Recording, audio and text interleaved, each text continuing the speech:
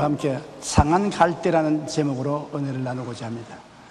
갈대밭에 가보면 상한 갈대들이 종종 바람에 이 불리고 저리 불리고 있는 것을 보게 됩니다. 짐승들에게 짓밟히기도 하고 바람에 부러지기도 합니다. 사람들은 이런 갈대를 보면 자비와 긍휼을 느끼지 아니합니다. 쉽게 그걸 끄어버리는 것입니다. 또 옛날에는 등불을 쓸 때 기름이 닿으면 등불에서 연기가 나고 불길이 가물가물해집니다. 그러면 사람들은 그것을 후 불어서 꺼버립니다. 예수님은 갈대와 같은 상처 입은 인간, 생명이 꺼져가는 등불 같은 인간을 심판하지 아니하시고 끝까지 돌보심을 이곳에 보여주고 있습니다. 대단히 마음에 감격적인 것입니다. 하루는 예수님께서 성전뜰에서 아침에 일찍이 나오셔서 말씀을 전가하는데 사람들이 말씀에 귀를 기울이고 있었습니다. 그런데 갑자기 바깥에서 비명 소리가 나고 웅성웅성한 소리가 나더니 바리새 교인, 사두개 교인, 교법사들이 한 여인의 머리채를 끌고 예수님 인도로 오는데 신발은 벗었고 머리는 산발이 되고 얼굴은 핥혀지고 크게 상처를 벌써 입고 있었습니다. 그 여자를 끌고 와서 예수님의 발 앞에 내동댕이 쳤습니다. 그러고 난 다음에 그들이 예수님께 준엄하게 따졌습니다. 이 여자가 간음하다가 현장에서 잡혔습니다. 모세의 율법에는 이런 여자는 돌로 쳐 죽이라고 했는데 당신은 뭐라고 말하겠습니까? 쳐 죽이려면 간음하다가 현장에 잡힌 그 자리에서 쳐 죽이지만 예수께 끌고 왔습니까? 예수님을 시험하려는 것입니다. 예수님이 죽이지 말라면 당신은 하나님이 보내신 사람이 아니다. 하나님의 율법을 무시하는데 어떻게 당신이 하나님의 사람이냐? 또 쳐 죽이지 말라 하면, 쳐 죽이라 하면 당신은 자비와 긍휼이 없는 모린정한 사람이다. 그런 사람이 어떻게 구주라고 말하냐? 이래도 책을 잡고 저래도 책을 잡으려고 그들은 이기양양하게 예수님에게 질문을 했습니다. 당신은 이 여자를 어떻게 하겠습니까? 예수님은 고개를 숙여서 손가락으로 글을 쓰기 시작했는 것입니다. 사람들은 예수님이 손가락으로 쓴 글을 보았을 것입니다. 성경에는 무슨 내용을 적었다고 말하지 않지만 제가 생각하기에는 간음하다가 잡혀서 돌에 맞아 죽는 법만 있는 것이 아니라 살인자도 돌에 맞아 죽고 부모를 공경하지 않은 자도 돌에 맞아 죽고 다른 죄를 지은 것도 돌에 맞아 죽을 죄들이 많습니다. 그 돌에 맞아 죽을 죄들을 주님께서 나열해 적으시고 난 다음에 그 다음 고개를 들어서 큰 사람부터 작은 사람까지 보시고 난 다음에 너희들 중에 죄 없는 자가 먼저 돌로 이 여자를 쳐라! 그러고 난 다음 고개를 숙여서 또 글을 쓰는데 그 둘러선 사람들 한 사람 한 사람의 이름을 적으면서 감추인 죄를 손가락으로 적어 내려갑니다. 모조리 다 돌에 맞아 죽을 죄들을 다 감추어 놓고 있습니다. 예수님 손가락이 가는 곳마다 건너보니까 아이고 나도 죽을 죄를 지었구나. 아이고 내 죄도 감추었는데 드러났구나. 자기의 죄가 드러나니까 돌을 다 놓아버리고 슬머시 뒤로 빠져 도망을 치는데 한참 만에 예수님이 고개를 드니까 다 달아버리고 한 사람도 없어요. 성경 말씀에 의인은 없나니 하나도 없다 하는데 그렇게 쟁쟁한 의인이라고 자랑하던 바리새교인, 사두개인, 교법사들이 예수님 계시 앞에 다 달아나고 한 사람은 남지 않았었습니다. 그래서 예수님께서 그 여자를 보고 여자야 고개를 들어라. 고개를 들었습니다. 너를 돌로 치는 사람이 있느냐? 살펴보니까 돌만 너저분하게 늘어져 있고 아무도 없습니다. 나를 돌로 치는 사람이 없습니다. 예수님께서 말하기를 나도 너를 정죄하지 아니한다. 가서 다시 죄 짓지 말라. 주님께서 꾸짖지 아니하시고 그 여자에게 용서와 축복을 해주어서 보낸 것입니다. 가늠한 것을 잘했다고 말하지 않았습니다. 그러나 정죄해서 너를 돌로 죽이려고 하지는 않는다. 가서 다시는 죄를 짓지 말고 올바른 생활을 하라. 이 여자는 상처 입은 갈대인데 예수님이 끄끄버리지 아니하시고 그 갈대를 도로 잘 보호해서 살려서 보내주신 것입니다. 오늘날도 우리는 쉽게 우리 이웃을 정죄합니다. 예수님은 이 세상에 정죄하러 오신 것이 아니라 용서하고 사랑하고 건지기 위해서 오신 것입니다. 주님이 오신 근본 목적이 사람들을 건지고 살리는 것이 근본 목적이지 정죄하고 죽이는 것이 예수 그리스도의 목적이 아닙니다. 그러므로 우리는 항상 예수 그리스도의 사랑에 마음에 깊은 관심을 가져야 되는 것입니다. 재생의 은혜를 입은 이 여인은 얼마나 감격했겠습니까? 율법으로는 반드시 돌에 맞아 죽어야 되는 것입니다. 그는 죽었다고 생각했습니다. 그런데도 불구하고 예수님은 그를 살려주었습니다. 사람의 힘과 능력으로는 살릴 수가 없습니다. 그러나 놀라운 하나님의 사랑의 능력이 나타나서 그 여자를 살려주었습니다. 그와 같이 오늘날도 주님께서는 우리를 정죄하기를 원치 않습니다. 주님은 어찌하든지 우리에게 기회를 주시고 살리기를 원하시는 것입니다. 그리고 난 다음 성령을 주셔서 우리가 죄를 이기고 정상적인 생활을 하기를 원하시는 것입니다. 성자 프란시스의 일화 중에 유명한 이야기가 있습니다. 그의 제자 한 사람이 기도 중에 환상으로 천국에 가서 구경을 했는데 아주 보좌들이 많이 놓여 있는데 특별히 그 보좌 가운데 영광스럽고 아름다운 보좌가 있어서 이것은 누구를 위한 보좌입니까? 그 천사에게 물으니까 이것은 세상에서 가장 겸손한 성 프란시스를 위해서 예비한 보좌라고 말했습니다. 이 제자는 굉장히 감격해서 그 환상에서 깨어나서 스승인 성 프란시스를 만나서 제가 환상 중에 하늘에 가보니까 제일 영광스러운 보좌가 있는데 그것이 선생님의 보좌입니다. 그렇게 말하니까 선생님은 너가 나를 어떤 사람으로 생각하느냐? 선생님은 성자지요. 이 세상에서 나만치 악하고 더러운 사람이 없다. 나는 악이요 죄 덩어리다. 그러니까 이 제자가 말했습니다. 선생님 너무 그렇게 자기를 비하하지 마십시오. 겸손도 너무 겸손하면 죄가 됩니다. 그래서 성 프란시스는 제자를 가만히 내다보면서 내가 겸손해서 그렇게 말하는 것이 아니다. 내게 베풀어 주신 은혜를 하나님이 다른 사람에게 똑같이 주었더라면 나보다 훨씬 거룩한 성자가 되었을 것이다. 나같이 못난 사람에게 하나님의 은혜를 주어서 이런 삶을 살 수 있도록 만들어 주셨으니 내가 한 것이 아니라 이거는 하나님이 하신 것이다. 내 힘으로 나는 거룩한 삶을 살 수 있는 것이 아니다라고 그렇게 대답을 하는 것입니다. 우리 모두는 죽을 수밖에 없는 죄인입니다.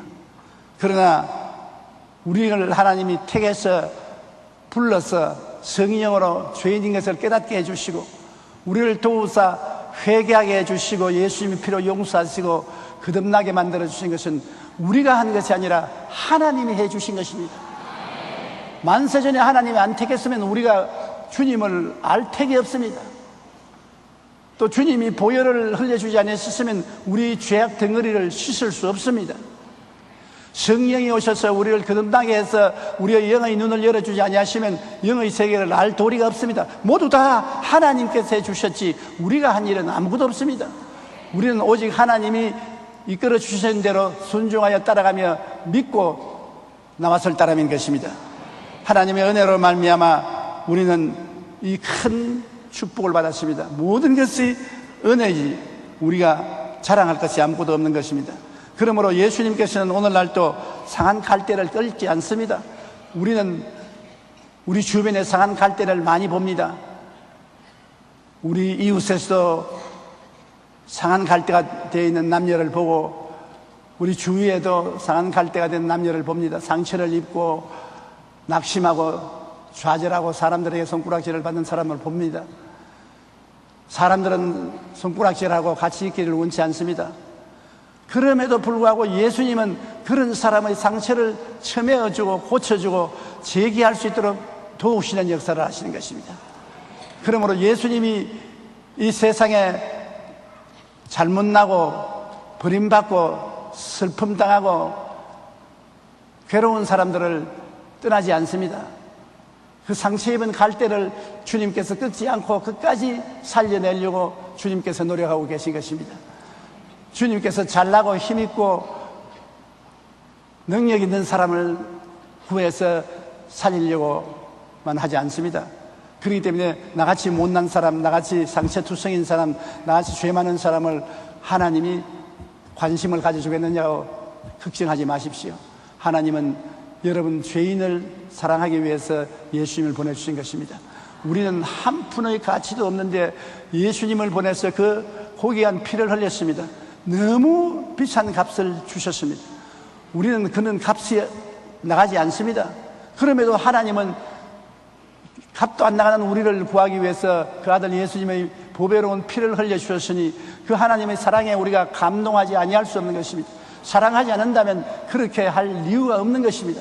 엄청난 대가를 지불하고 여러분과 나를 샀습니다.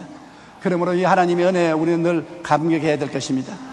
또한 성경에 보면 주님께서는 꺼져가는 등불을 끄지 않는다. 지금 연기가 자꾸 나고 불길은 사라져가는 심지가 다 타버린 꺼져가는 등불을 우리 사람들은 쉽게 훅 불어서 꺼버리는 것입니다.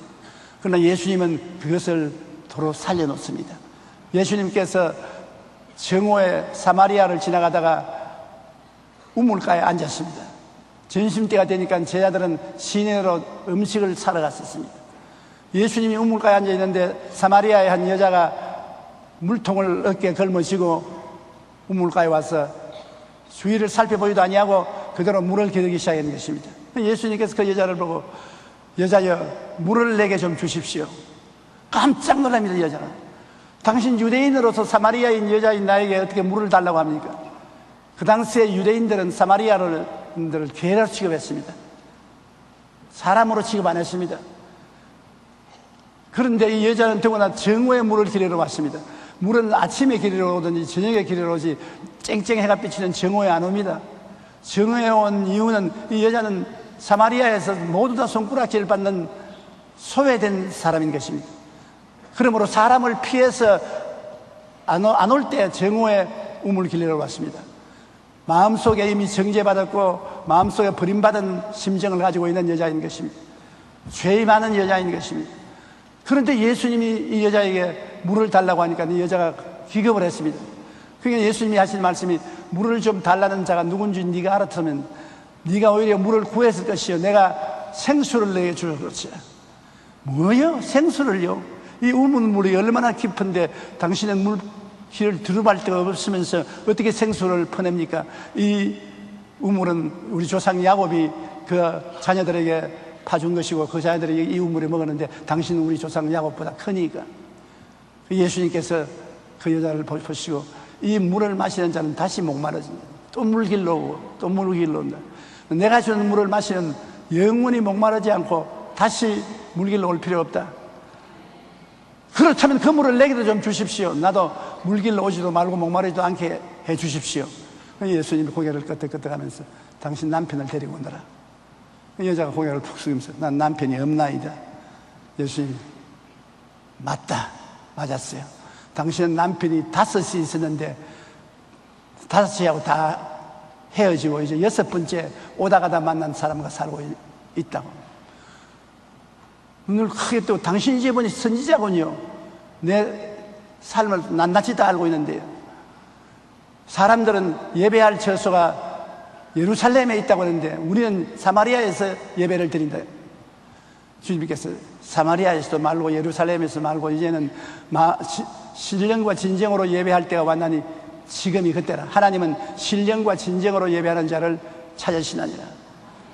그러니까 이 여자가 너무 어려워지는 종교적인 문제가 되니까 장차 메시아가 올 것인데 이 메시아가 오시면 그 모든 문제를 우리에게 해결해 줄 것입니다. 예수님이 그 여자를 자세히 보시고 너가 지금 함께 일하고 말하고 있는 그 상대인 내가 그 메시아라고. 깜짝 놀랐습니다.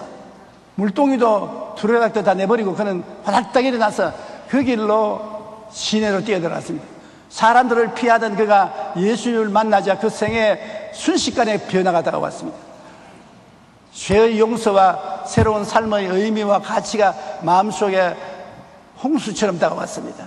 정말 마른 땅에 시냇물이 흐르듯이 말라 비뚤어진 그 마음에 시냇물이 흐르기 시작했습니다.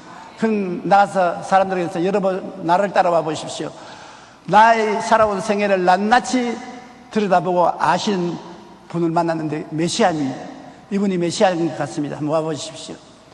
온 동리가 다 나와서 예수님을 보고 말씀을 듣고 난 다음에는 며칠 더 있기를 간청해서 예수님이 며칠 더 있으면서 그들을 기도해주고 말씀을 전해주니까 큰 은혜를 받고 나중에 말하기를 너가 말함으로 우리가 믿는 것이 아니라 우리가 직접 듣고 보고 예수님 메시아인 것을 믿는다고 말하는 것입니다. 그래서 예수님은 그 꺼져가는 등불 같은 이 죄인인 여자를 주님께서 정죄하지 아니하시고 스스로 죄를 자복하게 유도하시고 구원의 길로 이끌어서 생수를 마시게 해주신 것입니다. 요한복음 7장 37절로 38절에 누구든지 목마르거든 내게로 와서 마시라. 나를 믿는 자는 성경의 이름과 같이 그 배에서 생수의 강이 흘러나리라.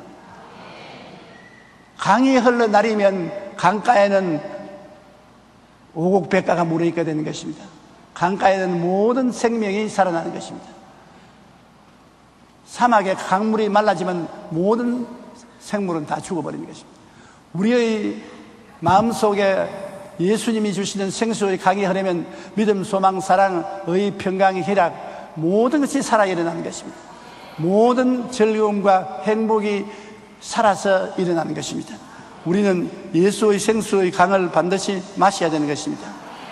오늘날 범죄는 과거에 비해 더욱 잔인하고 끔찍하지만 아직도 많은 사람을 죽인 살인범 김대두를 기억하고 있는 것입니다. 김대두라는 사람은 사형수인데 16명의 사람을 죽이고 그는 체포되어서 형무소에 들어갔습니다.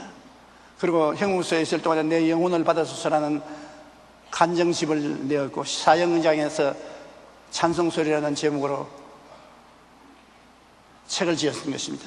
사형을 받는 날 당일에 사형수가 하는 말이 네 할 말이 없느냐. 그러니까 김대두는 말하기를 먼저 하나님께 감사드립니다. 저는 이미 죽었어야 할 몸이지만 하나님께서 저를 불쌍히 여겨주셔서 주님을 믿고 구원을 받게 해주시니 감사할 뿐입니다. 저는 여러분과 영영이 이별하는 것이 아닙니다. 천국에 와서 저하고 다시 만나게 될 것입니다. 그리고 원목을 보시고 목사님 정말 은혜 많이 받았습니다. 감사합니다. 나 같은 살인죄인에게 예수 그리스도를 소개해 주셔서 그리스도의 보배로운 피로 말미암아 나는 변하고 구원을 받게 되는 것입니다. 그러고 난 다음에 그는 아멘 할렐루야 하고 외치면서 사형을 받았습니다. 많은 생명을 빼앗아간 그를 세상은 정죄했습니다. 세상은 김대두라면 몸쓰리를 치고 그놈은 10번 죽어도 마땅하다고 말했습니다. 그런 김대두의 철창을 통해서 예수님이 찾아오신 것입니다. 예수님은 그 죄를 용서하고 그를 변화시키고 하나님의 자녀로 만들고 하나님을 찬양하며 감사하면서 천국 가게 만들어주신 것입니다. 정말 예수님의 사랑을 생각하면 어떤 데는 좀 사랑이 너무 많지 않느냐 의심이 생길 정도인 것입니다. 주님이 십자가에 못 박여 죽으실 때 좌우에 두 사람이 십자가에 못 박였는데 그들은 강도요 선동자요 살인자였습니다. 강도질하고 선동들하고 살인한 사람이 예수님의 옆에 달렸는데 그 중에 한 강도가 예수님을 바라보고 주님 오시는 날에 나를 기억해 주시옵소서. 그가 무슨 큰 회개도 하지도 못했습니다. 그럴 시간도 없고요. 사람들에게 잘못했다고 말할 시간도 없습니다. 지금 십자가에 달려 죽어가고 있는데요. 다른 강도는 예수님을 보고 욕을 하고 당신이 하나님 아들이면 우리 함께 십자가에서 내려오게 하라고 고함하시는데 이 강도는 예수님을 바라보고 주님 나라에 오실 때 나를 기억해 주시옵소서. 예수님이 두 말 하지 않고 당장 오늘날 너는 나와 함께 낙원에 있으리라. 오늘날 너는 나와 함께 낙원에 있으리라. 그가 회개한 일도 없고 좋은 일 한 것도 없습니다. 단지 예수님을 구주로 고백했을 따름인 것입니다. 예수를 믿고 고백만 하면은 주님은 우리의 모든 죄를 사하시고 우리를 구원해 주시는 것입니다. 너무 간단하고 쉽기 때문에 사람들이 오히려 의심을 하고 안 믿는 사람들도 있는 것입니다. 그러나 구원에 무슨 조건이라도 조건이 붙으면 사람들은 구원받을 수가 없습니다. 너나 할 것 없이 거룩한 사람은 없습니다. 의인은 없나니 하나도 없습니다. 우리는 예수님의 보배로운 피를 믿음으로 그 능력에 의지해서 용서와 사랑과 의를 받아서 구원을 받게 되는 것입니다.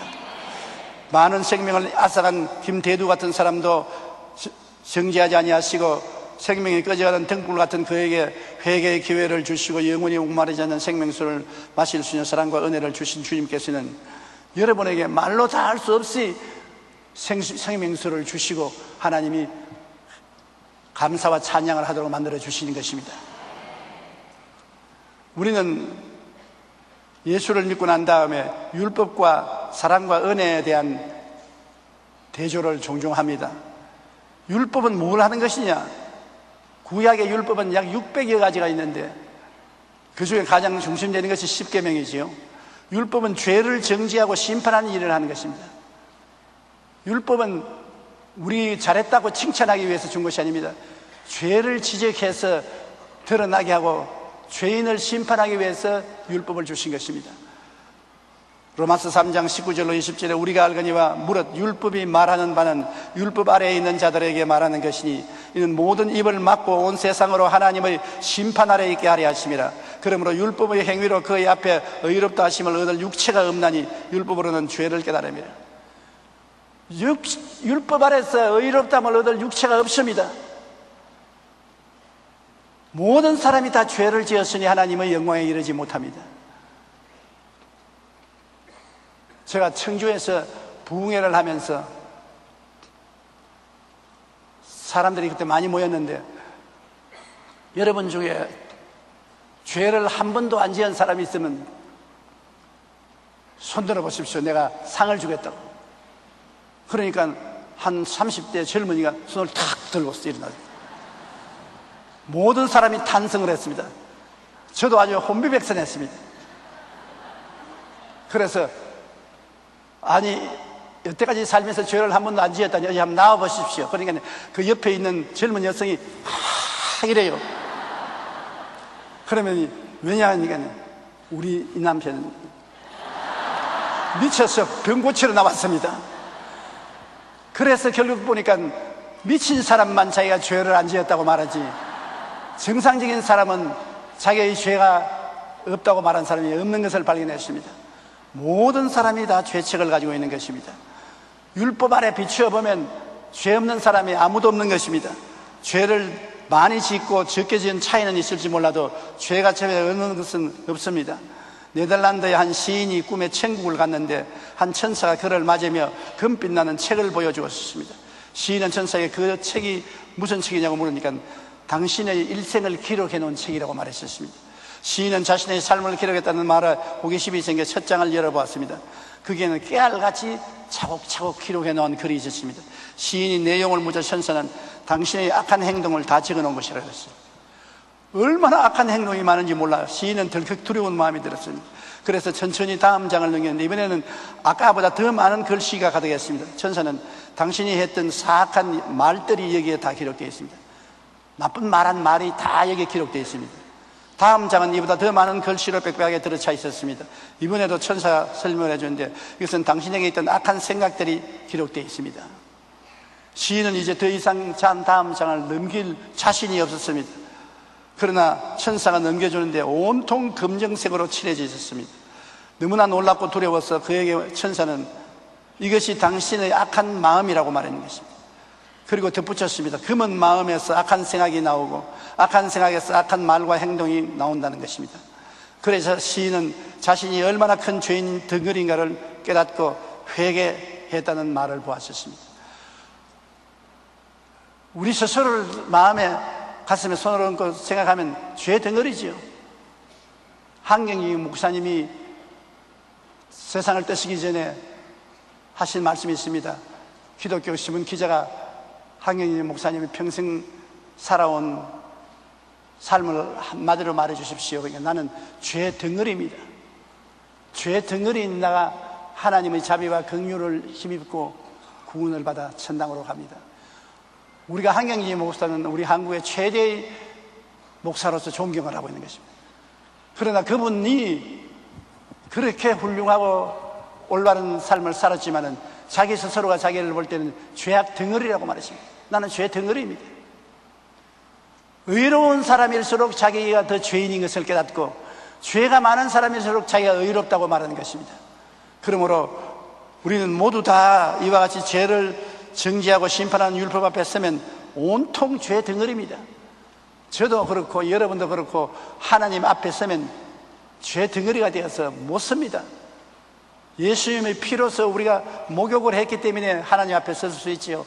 그대로 하나님 앞에 서라면, 하나님의 밝은 빛이 비추면 엄청난 죄가 드러나기 때문에 내 스스로가 나를 견디지 못해서 도망을 칩니다.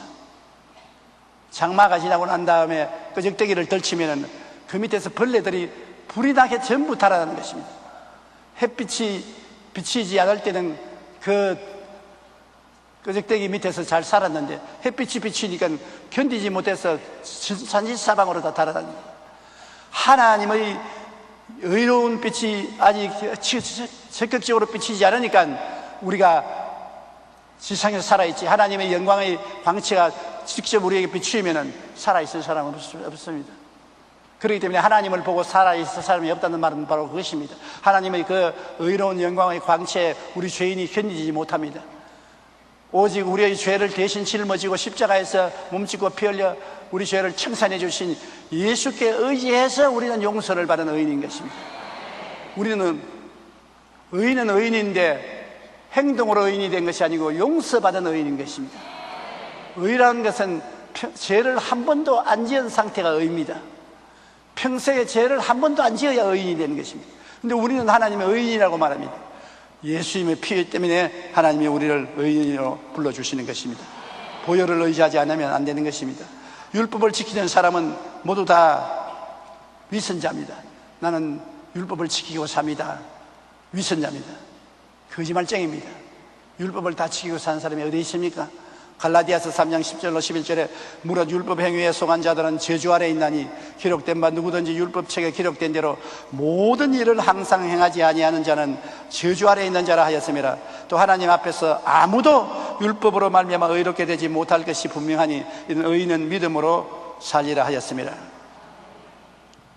모든 일에 항상 의롭게 살 수 있는 사람은 없지요.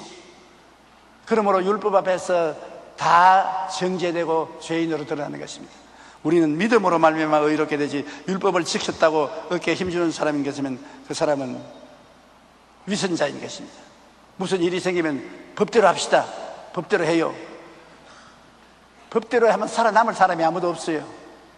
세계적으로 유명한 신학자이면서 설교가인 미국의 아이언 사이드 목사님이 그 교회에서 당회를 하는데 갑자기 청년인 하나가 손을 들더니 큰 소리로 고함을 쳤습니다. 법이요, 법대로 합시다. 이 말을 듣던 아이언 사이드 목사가 그를 보고 이렇게 말했습니다. 여보게 젊은이, 법대로 하기를 원하는가? 만약 하나님께서 자네를 법대로 다루셨다면 자네는 어떻게 되었을까? 자네는 벌써 지옥에 가서 앉아 있을 것이다. 법은 우리가 살아가는데 편하도록 하기 위해서 만들어 놓은 것이지, 그 법을 지켜서 법이 우리를 의롭게 만들 정도로 되지는 못합니다. 우리는 항상 법보다도 사랑과 은혜를 중심으로 해서 살아야 되는 것입니다. 사랑은 용서와 은혜를 주시는 것입니다. 법은 정죄하고 심판하지만은 사랑은 용서와 은혜를 주시는 것입니다. 하나님은 우리를 사랑하기 위해서 예수님을 보낼지 우리를 정죄하고 심판하기 위해서 예수님을 보낸 것은 아닙니다. 요한복음 3장 16절로 17절에 하나님이 세상을 이처럼 사랑하사 독생자를 주셨으니 이는 그를 믿는 자마다 멸망하지 않고 영생을 얻게 하려 하심이라. 하나님이 그 아들을 세상에 보내신 것은 세상을 심판하려 하심이 아니요 그로 말미암아 세상에 구원을 받게 하려 하심이라. 여러분, 구원받는 일이 얼마나 쉽습니까? 이 성경에 독생자를 주신 이는 그를 믿는 자마다 멸망하지 않고 영생을 얻는다. 믿지 않은 자는 멸망을 받는데 믿기만 하면 멸망을 받지 않고 영생을 얻는다. 잘난 사람, 못난 사람, 배운 사람, 못 배운 사람, 있는 사람, 없는 사람 차별이 없어요. 믿기만 하면 영원한 생명을 얻는 것입니다. 그러기를 위해서 주님이 예수님을 우리에게 보내주셨으니 그 사랑을 우리가 항상 마음속에 감격스럽게 느껴야 되는 것입니다. 제4세기에 활동한 사막의 수도사 아빠 미오스에게 한 군인이 질문을 했습니다. 하나님이 정말 죄인을 용서하실까요? 수도사는 그에게 용서에 대해 설명하면서 이렇게 물었습니다. 그래서 수도사는 말하기를, 자네가 입고 있는 그 외투가 찢어지면 그냥 내버리느냐? 아니요, 키워서 도로 입지요. 몇 푼 안 나가는 외투도 찢어지면 도로 키워서 입는데, 자네 사람은 하나님의 형상과 모양으로 지은 존재야. 그게 찢어지고 흠이 있다고 해서 주님이 그대로 버릴 수 있겠는가? 주님께 나오면 다 주님이 꼬매어서 고쳐서 구원으로 인도해 주시는 것이, 주님의 은혜는 그것이 바로 하나님의 사랑이란다. 우리가 아끼고 소중히 여기는 것은 결코 함부로 버리지 않습니다. 하물며 하나님께서 그 무한한 사랑으로 우리에게 용서와 은혜를 베풀어 주신 것입니다. 하나님께서 상한 갈대도 아무 가치가 없습니다. 바람에 휘날리는 상한 갈대, 그래서 내버려 놓아도 스스로 꺾일 것도 주님이 붙잡아서 일으켜 주시고 첨해 주셔서 쓸 수 있게 만드는 것입니다. 꺼져가는 심지 국불을 부르고 꺼질 것인데, 그걸 주님께서 폭을 돋아주시고 기름을 부으셔서 도로 불이 붙게 만들어 주시는 것입니다. 그것은 하나님께서 우리를 얼마나 사랑한다는 것을 예수님을 통해서 보여주신 것입니다. 시편 103편 8절로 9절에 야훼는 긍휼이 많으시고 은혜로우시며 노하기를 더디하시고 인자하심이 풍부하시도다. 자주 경책지 아니하시며 노를 영원히 품지 아니하시리로다. 하나님은 긍휼이 많으십니다. 많이 불쌍히 여깁니다. 부모님은 자식에 대해서 긍휼이 많습니다. 이웃 사람들은 그렇지 않지만은 부모는 긍휼이 많습니다. 하나님은 우리의 부모이기 때문에 우리에 대해서 긍휼이 많고 우리에게 은혜로우시고 쉽게 노하여 채찍을 들지 아니하시고 우리를 불쌍히 여기는 마음이 풍부하신 것입니다. 늘 꾸짖지만 아니하시고, 하나님은 노하실 때도 계시지만 노를 오래 품지 않으시는 하나님이신 것입니다. 우리는 하나님의 사랑을 마음속에 늘 감격적으로 받아들여야 되는 것입니다. 하나님은 여러분을 사랑하십니다. 여러분도 하나님을 사랑하시기를 주님 이름으로 축원합니다. 또한 예수님의 은혜를 기억해야 되는 것입니다. 하나님이 예수님을 사랑으로 보냈지만은 순종해서 와서 온갖 모욕과 고통을 당하시고 못에 박혀 몸짓고 피 흘려 죽으신 것은 예수님인 것입니다. 하나님은 우리에게 사랑을 베풀어 주셨고, 예수님은 하나님의 사랑으로 오셔서 우리에게 은혜를 베풀어 주신 것입니다. 로마서 4장 25절에 예수는 우리가 범죄한 것 때문에 내어 주임이 되고 또한 우리를 의롭다 하시기 위하여 살아나시느니라. 죄의 값은 사망입니다. 죄의 값은 사망은 죄 진 사람이 들어가는 감옥입니다. 한번 죽고 영원히 나오지 못하는 것은 죄를 못 갚으면 영원히 죽음의 감옥에 있는 것입니다. 그러나 죄를 갚으면 감옥에 갇혀 있지 않고 나옵니다. 다른 모든 성자들은 다 죽고 난 다음에 아직까지도 무덤이 있고 나오지 못했습니다. 예수님은 의로운 하나님의 아들이 우리 죄를 대신 짊어지고 감옥에 들어가서 3일 만에 죄값을 다 지불하고 살아났던 것입니다. 그것이 우리가 용서받았다는 증거인 것입니다. 우리 죄를 걸머지고 죽음이라는 감옥에 들어갔는데 영원히 못 나왔으면 우리는 영원히 죄인이지요. 사흘 만에 다 갚아버렸습니다. 내가 다 이루었다, 다 청산했습니다. 죄를 한 번도 안 지은 것처럼 주님께서 만들어 주셨습니다. 그리고 그 증거로 살아나셨습니다. 그러므로 성경 말씀대로 우리 범죄 때문에 주님이 죽음에 내어줌이 되고 그가 살아남으로 말미암아 우리를 의롭다고 말하게 된 것입니다. 그러므로 예수 때문에 우리는 죄에서 용서함 받고 영원히 살아나는 것입니다. 마귀가 우리를 더 이상 괴롭히지 못합니다. 우리는 죄값을 다 갚았다고 큰 소리 할 수 있는 것입니다. 예수님이 날 대신 감옥에 들어가서 죄를 다 갚고 나왔으니 나는 죄인 아니다. 난 예수 그리스도로 말미암아 의롭게 된 사람이다. 죄를 한 번도 짓지 않았다. 하나님 앞에 부끄러움 없이 설 수 있다. 마귀는 나를 참수하지 못한다. 네가 참수할 죄가 없다. 우리는 담대하게 그렇게 말할 수가 있는 것입니다. 에베소서 2장 8절로 9절 우리 다 같이 한번 읽어보십시다. 너희는 그 은혜에 의하여 믿음으로 말미암아 구원을 받았으니 이것은 너희에게서 난 것이 아니요 하나님의 선물이라. 행위에서 난 것이 아니니 이는 누구든지 자랑치 못하게 하느니라. 이야, 이 말씀 참 놀랍습니다. 구원이 그냥 선물이라는 것입니다. 이제 출석에 오니까 우리가 선물을 주고받지 않습니까? 하나님이 구원을 우리에게 선물로 주셨기 때문에 우리에게 값을 지불하라고 말하지 않습니다. 하나님이 값을 다 지불하고 우리에게 그냥 선물로 주신 것입니다. 우리는 선물로 받으면 되는 것입니다. 우리 행위에서 하나님이 구원해 주신 것이 아닙니다. 그러면 우리가 자랑할 것 하나도 없어요. 모두 다 자랑할 자는 하나님을 자랑하고 예수님을 자랑해야지 우리는 자랑할 것이 전혀 없는 것입니다. 이러므로 하나님의 구원은 오직 믿음으로 말미암아, 그 은혜에 의하여 믿음으로 말미암아 구원을 받는 것입니다. 오직 믿음입니다. 믿음 이외에 다른 것이 구원의 조건에 붙으면 안 됩니다. 믿고 구원을 받았으니까 주일 예배 나오고 11조 드리고 기도하고 전도하고 헌신하고 충성하는 것은 구원을 받았기 때문에 그렇게 사는 것입니다. 믿지 않으면 구원을 받지 않습니다. 아무리 열심히 의롭게 살려고 애를 쓰고 행동을 해도 구원을 받지 못합니다. 믿음이 그 큰 죄악을 다 사해버리고 그 무서운 사망을 다 이겨버리고 우리에게 의와 영원한 생명을 주신 것입니다. 믿으면 하겠네. 구주 예수만 믿어 그 하신 일에 힘있고 우리 주께 나가면 영원함을 얻게 되는 것입니다. 오늘날 이 하나님의 사랑과 은혜를 우리에게 실제로 체험해 주기 위해서 일하고 계시는 분이 성령 보혜사이신 것입니다. 성령께서는 아버지의 사랑과 예수님의 은혜를 우리의 마음에 부어주시고 깨닫게 해주시는 것입니다. 우리는 깨닫지 못하니까 지금도 성령이 바람과 같이 여러분과 같이 계시면서 여러분 아멘하게 만들어주는 것도 여러분이 하는 것이 아니라 성령이 그렇게 만들어주시는 것입니다. 마음에 감동이 오니까 아멘이 나오지 않습니까? 그 감동을 누가 주십니까? 성령께서 하나님의 사랑이 이렇다, 예수님의 은혜가 이렇다, 그러니 얼마나 놀라운 것이냐, 우리로 하여금 아멘하게 만들어주시는 것입니다. 하나님의 사랑은 하늘과 땅보다 더 크고 예수님의 은혜는 말로 형용할 수가 없습니다. 이것을 성령이 우리에게 깨닫게 해주시는 것입니다.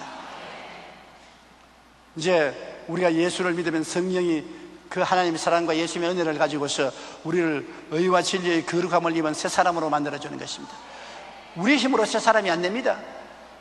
하나님의 사랑과 예수님의 은혜로 나를 변화시게 해서 새 사람으로 만들어달라고 기도하고 믿어야 되는 것입니다. 성령이 우리를 새롭게 만들어주는 것입니다. 에베소 4장 22절 24절에 너희는 유혹의 욕심을 따라 썩어져가는 구습을 따르는 옛사람을 벗어버리고 오직 너희의 심령에 새롭게 되어 하나님을 따라 의와 진리의 거룩함으로 지음받은 새사람을 입어라. 벗어버리고 새로 입어라. 우리 힘으로 벗지도 못하고 우리 힘으로 입지도 못합니다. 성령이 도와주셔서 유혹의 욕심을 따라 썩어져가는 구습을 따르는 옛사람을 벗어버릴 수가 있는 것입니다. 성령이 우리를 도와주셔서 우리가 회개하고 자복하고 옛사람을 탄식하고 미워하고 벗어버릴 수 있고, 성령의 우리 마음속에 감동함으로 의와 진리의 거룩함으로 지음을 받은 새 사람을 입을 수가 있습니다. 그러면 우리 신앙에 절대적인 도움을 주시는 분이 성령님이신 것입니다. 성령님은 여러분의 일평생에 도와주시는 도우미가 되시는 것입니다. 따라 말씀해서 성령님이 일평생 나와 같이 계십니다. 그러므로 여러분이 성령께 자꾸 도움을 구해야 되는 것입니다. 성령님, 또 옛사람이 살아 일어나니 옛사람을 벗어버리게 하여 주시옵소서. 성령님, 하나님의 사랑과 예수님의 은혜로 나를 새롭게 만들어 주시옵소서. 나에게 힘을 주옵소서. 항상 여러분을 돕기 위해서 성령님이 같이 계시고 성령님이 여러분과 나를 새로운 삶으로 살도록 도와주시는 것입니다. 디한 박사가 율법과 은혜에 대하여 7가지 아주 간략하게 표현을 했습니다. 첫째, 율법은 가장 선한 사람도 정죄하지만 은혜는 가장 악한 사람도 구원한다. 율법은 가장 선한 사람도 죄인으로 정죄하는데 은혜는 가장 악한 사람도 구원을 하시는 것입니다. 둘째, 율법은 죄의 삭은 사망이라 말하나 은혜는 하나님의 은사는 영생이라고 말한다. 셋째, 율법은 죄의 빚을 갚으라고 하지만 은혜는 이미 죄값을 지불했다고 말한다. 넷째, 율법은 죄를 깨닫게 하지만 은혜는 죄로부터 구원받게 도와준다. 다섯째, 율법은 돌에 새겼으나 은혜는 마음에 기록한다. 여섯째, 율법은 두려움을 가져오다 은혜는 화평과 확신을 가져다 준다. 일곱째, 율법은 복종을 강요하지만 은혜는 순종하는 능력을 주십니다. 강제로 율법은 하라, 하지 마라 명하지만 하나님의 성령은 우리가 와서 순종하고 싶은 마음이 생기도록 하는 것입니다. 자원해서 순종하고 자원해서 하나님 뜻대로 살도록 능력을 주시는 것입니다. 율법이 죄를 드러나게 하고 준엄한 심판을 내리는데 반해 하나님의 사랑과 예수님의 은혜는 그 죄를 덮어버리고 심판을 무력화시킵니다. 성령께서는 우리에게 이 하나님의 사랑과 예수님의 은혜를 깨닫게 하고 마음에 부어주시는 것입니다. 우리는 모두 상한 갈대요 생수에 갈급한 인간입니다. 상한 갈대 아닌 사람이 누가 있습니까? 우리 다 상한 갈대 아닙니까? 크고 적은 상처를 다 가지고 있습니다. 우리는 다 생수가 갈급합니다. 마음이 마른 삶하고 같습니다. 어떤 종교도 철학도 율법도 우리 살릴 수가 없습니다. 오직 하나님의 사랑과 예수님의 은혜만이 우리를 살리고 변화시켜 주시는 것입니다. 우리 마음이 텅 빈 공허함을 느끼고 외로움을 느끼고 슬픔을 느낄 때가 종종 있는 것입니다. 내 마음이 왜 이럴까? 왜 이렇게 외롭고 쓸쓸하고 사는 것이 즐겁지 않고 희망이 없는가? 그것은 우리의 마음속에 하나님 아버지와 예수 그리스도가 중심에 꽉 들어오지 않았기 때문에 그런 것입니다. 나도 모르는 사이에 세속일에 바빠서 하나님 아버지와 예수님의 은혜를 잊어버리고 살 때가 있는 것입니다. 그럴 때 마음에 공허감이 생기는 것입니다. 언제나 우리 마음 중심은 하나님 아버지의 사랑과 예수님의 은혜로 꽉 들어차야 되는 것입니다. 무엇을 하든지 하나님의 사랑과 예수님의 은혜 중심으로 살아야 되는 것입니다. 그래야 우리는 마음의 고통과 괴로움을 당하지 않고 살아갈 수가 있는 것입니다.